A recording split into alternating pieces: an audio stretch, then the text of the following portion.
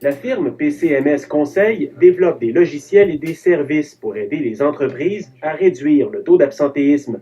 Et ici, on prêche par l'exemple. Plutôt que d'investir dans des congés de maladie, on investit dans une ambiance de travail.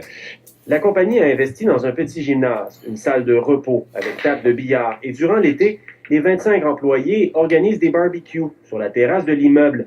Bref, on investit dans le bien-être et le sentiment d'appartenance. C'est un investissement qu'on fait, mais dans le fond, qui nous rapporte facilement. On a un taux d'absentéisme quasi nul. Québec cherche à promouvoir ce genre de pratique. Pour l'entreprise elle-même, c'est payant. Dès cet automne, les entreprises qui offrent un meilleur équilibre entre le travail et la vie personnelle pourront obtenir la certification Entreprise en santé.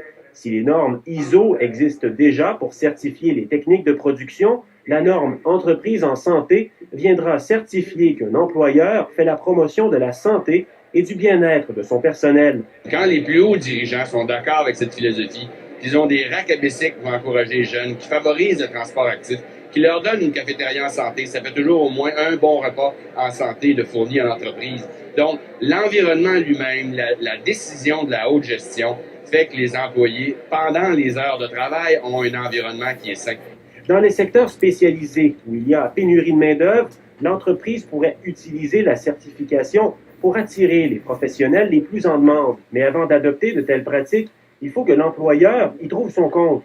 Si un employeur ne voit pas les côtés positifs de bien s'occuper de ses employés, c'est pas une norme qui va venir changer ça.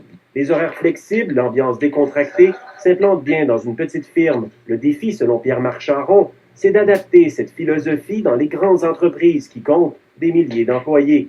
Vincent Maisonneuve, Radio-Canada, Montréal.